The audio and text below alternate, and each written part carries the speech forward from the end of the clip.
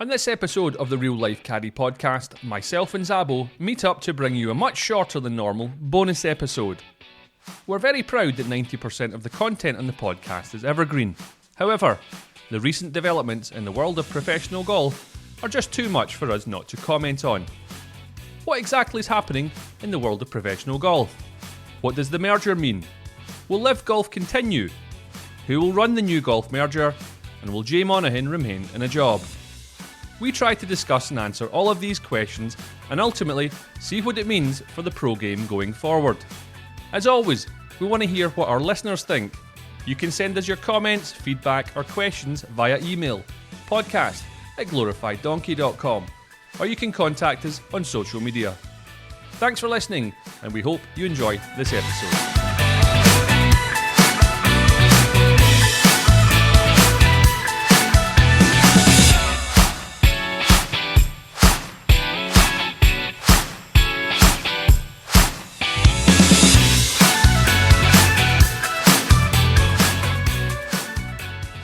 Well, some golfers play an emergency 9. We are having an emergency episode. It's episode 113 of the Real Life Caddie podcast. It's called What is the Future of Professional Golf? Fresh from Disneyland, Mike Zabbo, welcome back. I am back. Yeah, it was a long trip to Disneyland. We had a lot of fun, but I kind of equate it to you're on a 4-day job, 5-day job, and you like the players, they're nice, but enough's enough at the end. And you're on like the 16th, 17th hole, and you're like, man, let's get this in the barn and done and back home. And it was kind of like that, but we had fun. But I'm back and working. And that was your 4th or 5th trip to Disneyland this year already? No, that was trip number 1. It was an extended vacation, extended stay this time. We stayed a little longer than usual, but it was the first one. But while I was down there, actually, so the reason this is kind of an in-between podcast because you had the last one. So this is a bonus episode, folks. Mm-hmm. We just also have to say that the Real Life Caddie podcast is sponsored by Big Game Golf. So if you haven't already downloaded the golf app, you should go out and do that. And we're open to that public investment fund money too, if you're interested. Just that's to right. Let you know. And if you do download the app, enter the promo code GDonkey1 or 2, the number 1 or 2, all lowercase. Mm-hmm. But check out the app; it's a good app. It's very helpful. It would be last week when you were enjoying yourself at Disneyland for the 4th time this year. I got inundated with emails, texts. Yeah, I was going to say, comments. so this is going to be one of those where were you moments. Like, where were you when you first heard the news? Where did you hear it first? Yes, and it's all to do with the merger between the evil of LIV Golf and the evil of the PGA Tour, if you ask me. And merger may not be the right term for it, but they are... they were bought. The PGA Tour was bought. So tell me, where were you and what happened? I was actually on a shuttle bus going to Disneyland. I was from the parking lot, and I'm on the bus, and I look down at my text message, and I get this text message from guy we've caddied for, Patrick Chu. You remember Patrick and Hoon and the gang? And it's 7:29 in the morning. I'm looking at it right here. Tuesday, 7:29. He says, PGA and LIV merge into one. I got to know what you guys think. Patrick Chu. And my reply was, what? And he said, just announced. I'm like, bro, I'm at Disneyland. This is breaking news. He's like, yeah, check your phone. So the first thing I do is go to Twitter, and it's blowing up all over the place. I mean, we've talked about this at length on this podcast. This was going to happen at some point. A lot of people didn't think it would. We called this a long time ago. We called, you especially, called the hypocrisy of everything, and that this was going to happen. And it's come to fruition as we thought it would.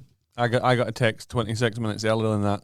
Did you? Yeah. 7:03? Yeah, it was a friend of mine called Tim Burkhart, and he texted it through. And this isn't Timmy Blue Tees, is it? No, okay. No. But he just says, wow. And then the text started coming. You text non-stop. Me shortly, it's non-stop. So basically, if you are not familiar with this, or if you are. If you've been living under a rock. What has happened in the world of professional golf then? The public investment fund that funded LIV and started the LIV Tour has officially, I would say they bought the PGA Tour. What happened is there's been these ongoing lawsuits. The PGA Tour, nobody knows the exact number, but 300, 400, 500 million they have in reserves. They've spent $100 million in the last year fighting these lawsuits. They've spent $50 million in the PIP. So they dove into some of their reserves, and they looked at it long term, saying, this lawsuit could go on 3-4 years. Our reserves are done. And Jimmy Dunn, who actually I know personally, I know him fairly well. I mean, I don't know him on a personal level, but I know him fairly well. He brokered this deal. He reached out to Yasser months ago and said, "Hey, what's your goal here? What's your end game?" And they got the deal done. There's a number of different things on here we're going to discuss. Rory McIlroy, Jay Monahan, Oh, geez. LIV Golf, Greg Norman, hypocrisy. What one do you want to start with? Let's start at the top. Jay Monahan and Rory McIlroy. Rory McIlroy was Jay Monahan's mouthpiece. Is Jay Monahan's mouthpiece? Maybe not so much now that all this has happened, but what Rory did, what Rory has done since the beginning, I mean, this is totally blown up in his face, and he's just kind of a laughingstock if you ask me now. And to do all that, and then, I mean, he's still a hell of a golfer. He's one of the best golfers in the world, but he hasn't closed the deal. He's played great for 54 holes many times this year. If you look at stats, he's probably number one over 54-hole period. What does that say, Rory? I mean, you've been railing against these guys who play 54 holes, but you can't close the deal. Mm-hmm. If he had played in LIV Golf, he'd probably have won about $20 million already this year. He'd win $20 million, and they would have paid him $500 or $600 million to play. I mean, it's... Well, anyone that listens to this podcast for the last, 3, 4, 5 years will know that I really like Rory McIlroy as a golfer. I think he's outstanding, right?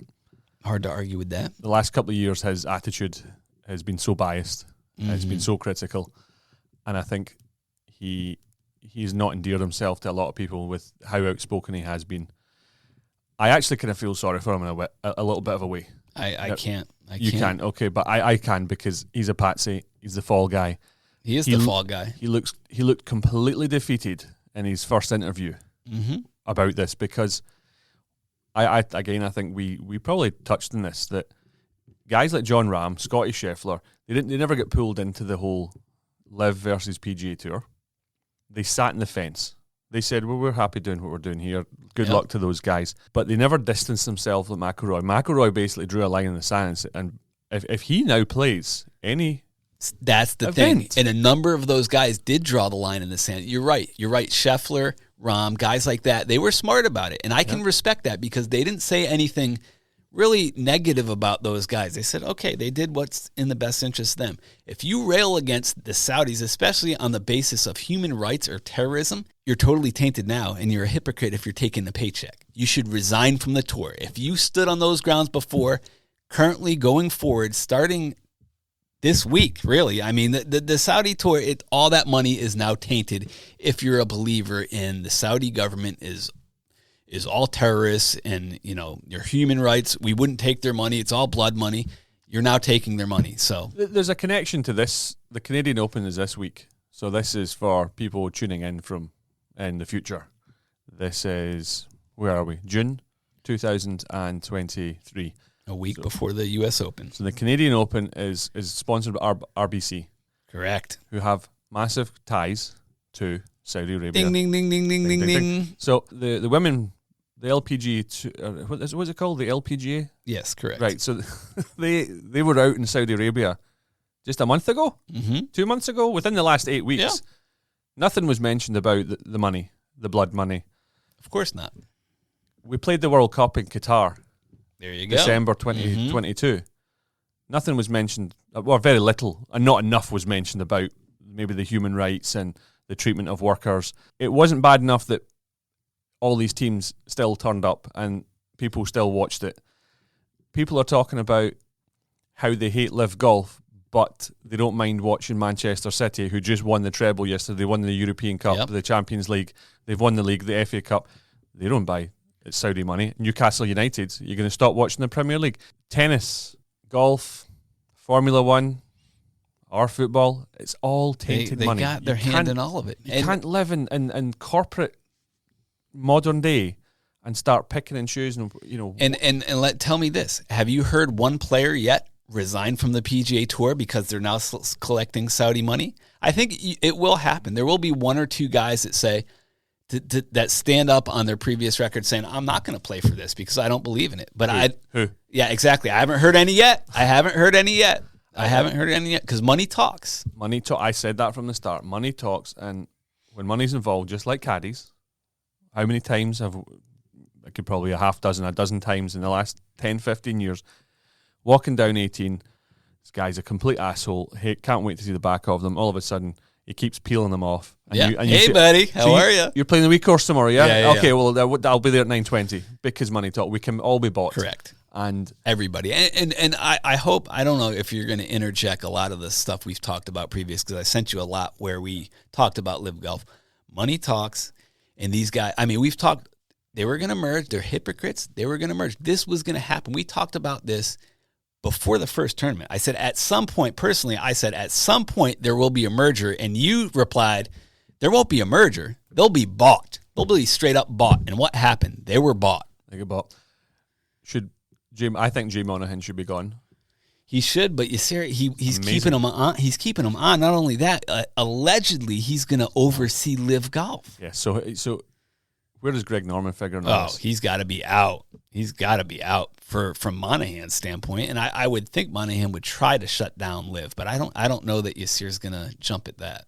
Like I said, we haven't. I don't know if we heard anything from Greg Norman. Has he come out and said anything? Has there any statements? I heard he said LIV's going nowhere, but I don't know where he thinks he's going. I mean, now the players that are currently on LIV Golf, somebody said they might have to be interviewed to come back. Back on. Well, the talk now is it's the new entity is a for-profit, and Jay Monahan came out and said, those LIV guys are going to suffer the penalties, and here's what's going to happen. All the PGA Tour players that stuck it out and decided to stay here, you're going to have a vested interest, an equity share in the new tour. So you're going to be a partner in the new tour, and as it grows, your money will grow with that tour. You're going to make out better than those LIV guys that left. Give me a break. Give me a break. Yeah. Don't fall for that, folks. The other thing is, we don't. The 2023 season is going to stay the same. Apparently, that's what they're saying. How does this move forward? It seems like an absolute shambles. They haven't released any real details. They haven't released any real details on how it's gonna move forward. But unbelievable. You have to think that next year that those LIV guys will be able to play in any tournament that they want to play in. Yeah. Money talks, and they're not only that, nobody's talked about this, but the official World Golf Rankings, that's going to change, I think, in the near future. They're going to have to start giving these guys status. Obviously, you gave Brooks Koepka was given a ton of points, winning the PGA, but I mean, these guys are going to have to start getting points because now they're all together. Now, what do you think about the timing of this? As far as what? It comes so close to the PGA Championship. Well, the question is, why did it happen? You're right. The timing, why did it happen? And you've heard why a lot of people say it happened, right? Because who was leaving? Who was leaving? John Rahm was in advanced talks and ready to pull the trigger and say, see you later, PGA Tour. And Monahan couldn't have that. No. You can't have the guy who just won the Masters, especially with the guy who finished second, Phil Mickelson, right there beside him, already on LIV, and the guy who just won the Masters defects to LIV. And the PGA Championship. Yeah. I'm going to take you back to the PGA Championship. The Michael Block thing, okay? Okay. You watched the whole thing, I'm sure. Oh, yeah, of course. Okay, well, really great achievement. Brooks Koepka wins it. I thought he played brilliantly. He did. There was very little weakness in his game. Mm-hmm. And he's back officially. He never looked like, from the Saturday, that he was going to lose this championship. He was the forerunner. He's an absolute winner. Ooh, and somebody I know put a little dough on that too. Yeah, I want a little cheddar on that. All the stories were about this character, Michael Block. Okay, as they should have been. Why? Because it was an amazing story. Why is that an amazing story? A club pro in the hunt and paired with Rory McIlroy on Sunday, and then making a hole. That was amazing. And then making a hole in one paired next to Rory McIlroy. Right. It was an amazing performance. So there's a guy called Craney who used to caddy for Lloyd Saltman. Mm-hmm. Okay. He, in the 2005 Open at St Andrews that Tiger Woods won, he finished I think he might. You'll have to check it, but I think he may have finished top 10. He would have been 19 years old at the time. Wow. Cinderella story. Was there massive hype about it? Now, I know the world has changed in dramatic ways with social media, etc. I feel as if the media, golf media, television in general, oversold that story. Now, Block is 46 or 47 years old. It wasn't his first major. No, he plays in the PGA Championship almost every year because he's that good where he can play in the Club Pro Championship and the top 20 get in. He finished tied 15th. It's amazing. I don't think that. I think they made it's a very wonderful achievement. There was, how many column inches do you think, or how much time was dedicated to that as opposed to the actual winner? And why do you think that is?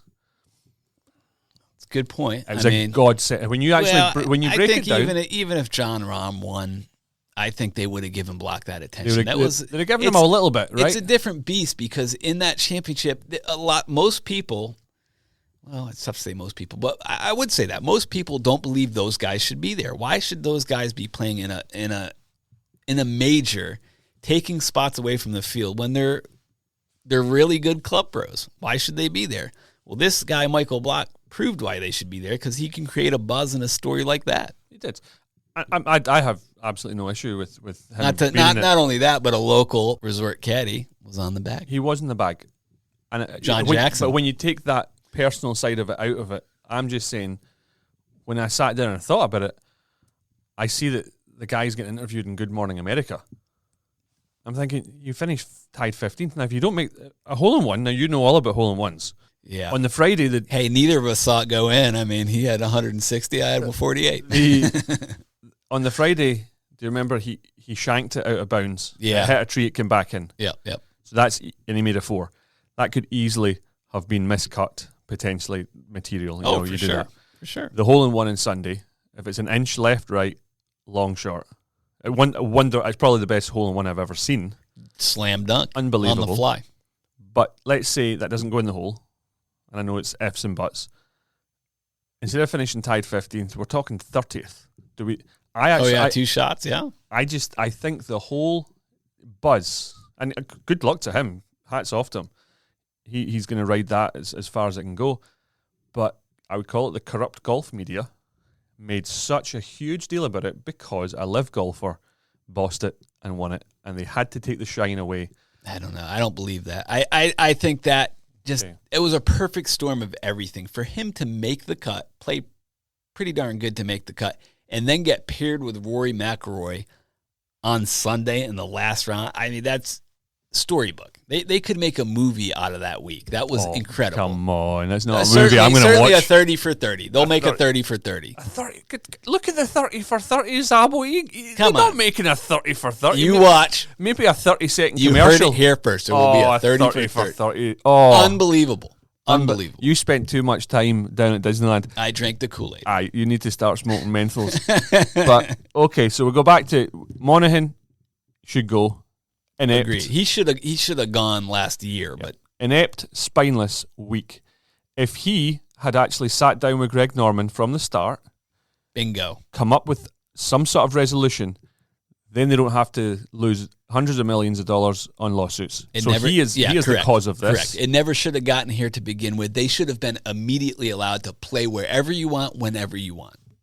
Wallace, who listens to the podcast all the time, he thinks that McIlroy knew all about this from the start. He thinks it's all a plant.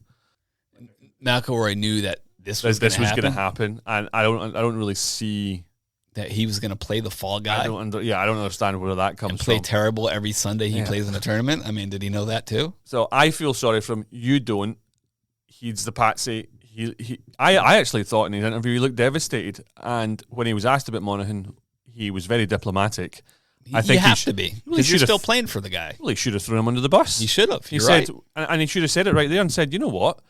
I'm now going to be forced to look like a hypocrite because this guy threw me under the bus." But he was probably getting paid a ton of money to do it. You got to figure. You have to figure.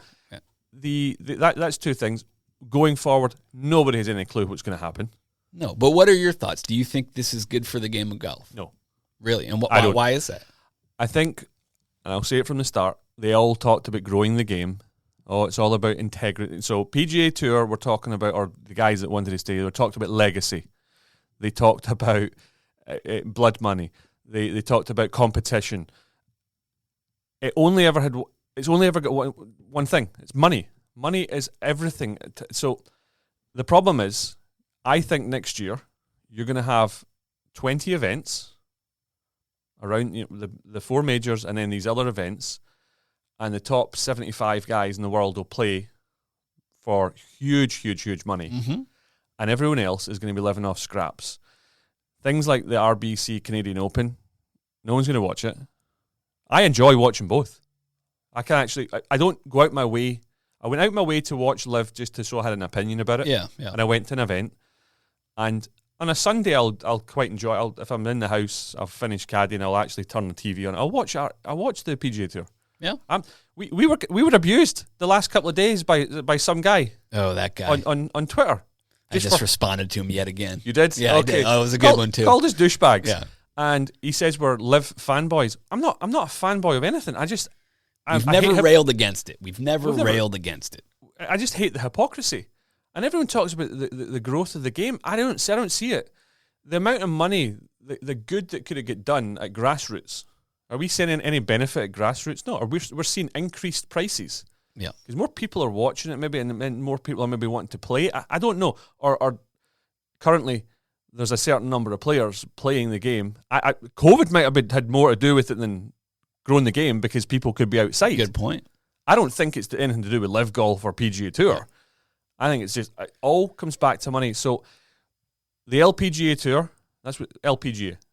I don't know, LPGA Tour. Yes, that's what it is. That's accurate. The KFC. We haven't even mentioned the DP Tour. They're intertwined in all this, yeah. That's like Twilight here. Yeah. I mean, absolute garbage, right? Well, hopefully not anymore. But where does it all go? I just, none of these, even in the PGA Tour now, Zabbo, what was the one last week that Hovland won? It's like a second-class event now. Oh, last week? Yeah, I couldn't even tell you, but yeah. No, it was Memorial. Oh, yeah, that's not a second-class event. Okay, yeah, he won the elevated. Yeah. It was the week before it. Harry Hill, or Harry Hall. Harry Hill's a comedian in England, right? He actually lost that too. He did. I had a little money on him because he was leading. Yeah. He shot 10 under on the first day or something. Know. And then the last, it was actually quite entertaining to watch your £25 go down the drain, as it was. I can't remember exactly who it was, but these three guys, Emiliano Grillo. Yeah, he won for the first time in. But he double bogeyed 18. 2 months. Yeah. And they kept on, Hall missed, I think, 3, maybe 4 2-3 foot putts. Yeah. And he should have been coasting, right? And nobody could cut it. It was, as I say, it was entertaining because I had a little money on it. But otherwise, it was scrap. Absolute scrap. No one's watching that. Because the players, Jay Monahan, because of his ineptness, his spinelessness, to actually speak to Greg Norman, and then copy what LIV Golf have done, they have created maybe even a 3-tier system on their events where you have to play in these top ones and then there's all this money. And then if you're an AT&T, Pebble Beach Pro-Am, no one's turning up for that because they're going to go to the Waste Management the week after. The elevated event. So I think the top 50, 75 guys in the world of golf are going to make a fortune. Oh, and everyone else to try and get on to. I was talking to a lad who's actually a caddy, a local caddy, and he was a pro. I think we'll have him on actually one day, Eddie. And Eddie Olsen? Yeah, dude, yeah, good player, phenomenal. Super good player, phenomenal player. But he was just talking. I says, "Will you go back, try and get back on?" And he said, "To be honest with you, it's so hard now." Yeah, because the amount of money you have to throw at it. Which is crazy. He is so good. So good. But so good. You go, where is the future of this game going? And because it's turning into, I think, an elitist sport in a way. It is in a way. And you're right about the top 75 guys. They're going to make astronomically more money, but I think it's going to benefit professional golfers across the board. And I do believe that this is... Yes, I do. And I do believe that this is... Well, I think some of those guys are going to be without a tour to play on, some of them. But I think the majority of them are going to make more money with this new infusion of cash and tours together. And not only that, I do think it's good for the game. I think it's going to actually grow the game. I think Jimmy Dunn is a very, very smart man, and I think he's more altruistic than people believe. I think he's not doing this for any financial motive for himself. He's really? Not at all. Not at all. Do you know who Jimmy Dunn is? Like I know him personally. I know numerous stories about him based on what I've seen. Like true altruistic stories where they're not being publicized or published. And he's a good guy. And I think the fact that he brokered this deal makes me believe it's in the best interest of the game. Well, if he thought it was in the best interest of the game, he might have done it 2 years ago, 3 years ago, been more influential. Yeah, the reason he's probably done it is, as you've said, is because otherwise the PGA Tour's got their back up against the wall. Well, he saw the writing on the wall there. That's true. He saw the writing on the wall there. But I think it's going to be healing for the game of golf over time. How is this strategic alliance between the DP Tour, former European Tour, and the PGA Tour going? That's really great for the European Tour players. I hear you there. Like I told you, the Thomas Pieters story when he tried to get into the Genesis at Riviera. He's ranked 32 or 33 in the world. That's insane. And he can't get in. That's insane. He can't play in that event. He's 32, 33 in the world because it's only top 30 world ranking. So he then signs with LIV. I don't know. That's going to change. That's going to change. I think the whole thing is a shambles. I don't see any future in what they're trying to do. Who's going to come up with the details of this? We're going to know a lot more in the coming weeks. Apparently, it's the next 2 weeks. Yeah, we're going to know a lot more. But the nonstop media, Chambly, still at it. Oh man, said Yasser doesn't know anything about the golf. The guy lives, eats, and breathes golf. I mean, get out of here, Brandel. Why do you think Brandel Chambly is given? Like a lot of stuff's coming out about him being a misogynist, a sexist. Shocking. Have you seen his wife? Yeah, and then a bully.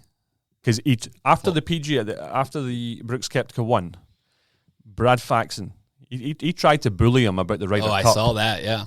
And you're thinking, how can the Golf Channel possibly keep paying this guy, who was a nobody, swings it like a 14 handicapper, blocks you on Twitter if he doesn't agree with what you're saying. Mm-hmm.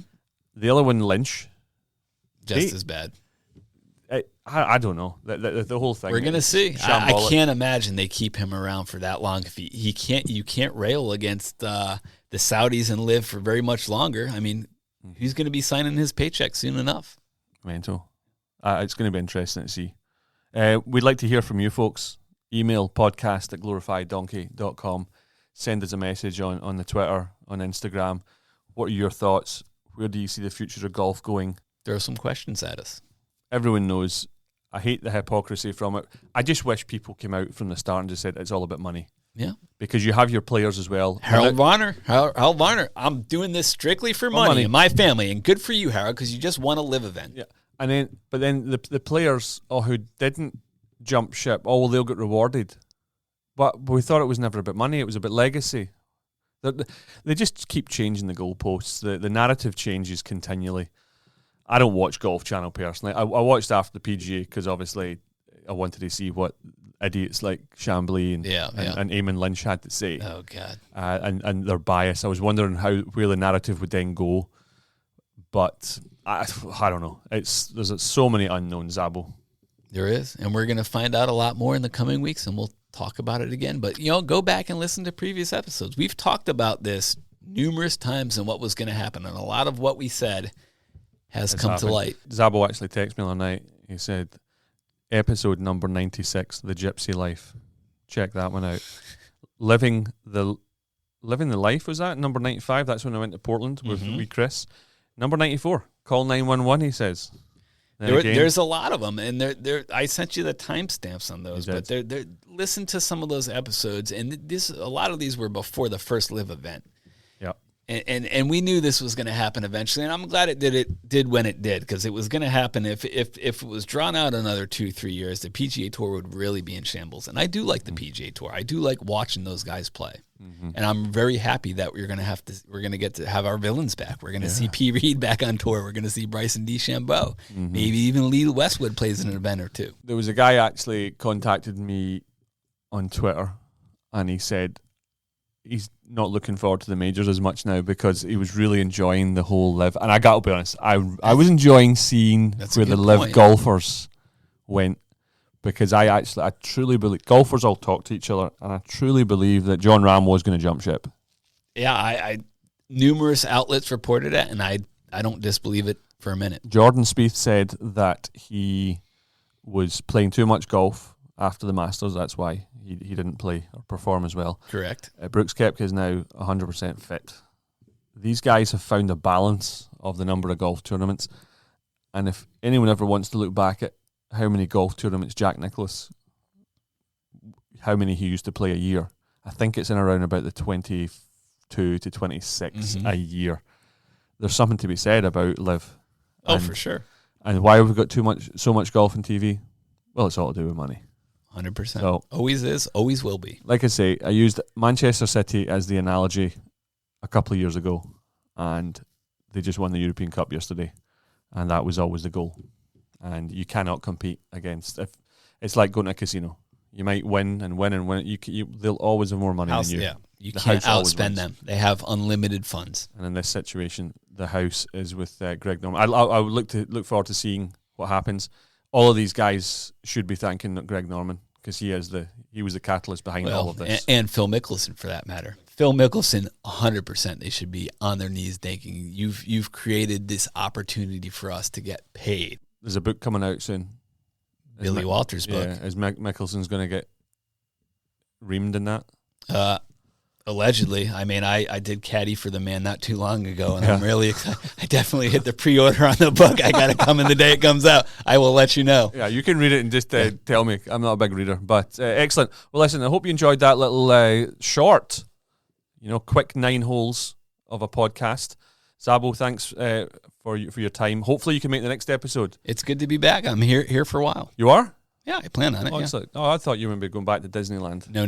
Not for a little bit. Perfect. A month or two. Well, thank you for your time. Have a great week. We will be back with another episode next week. Okay, that'll be episode 114. We'll be back to Caddie Stories. As we say, thanks for listening. Email us if you have any questions or comments, podcast@glorifieddonkey.com. Check out the Big Game Golf app, available on the Apple Store.